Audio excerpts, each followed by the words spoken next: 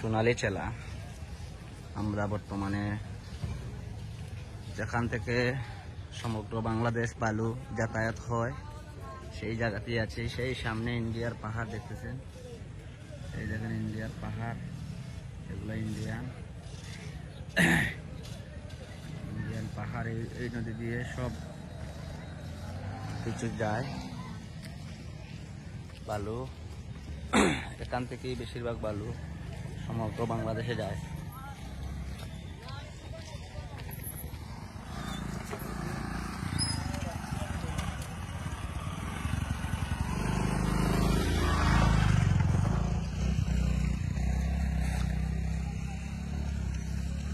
পার্কের নৌকা আছে, সামনে ইনপুট হয়।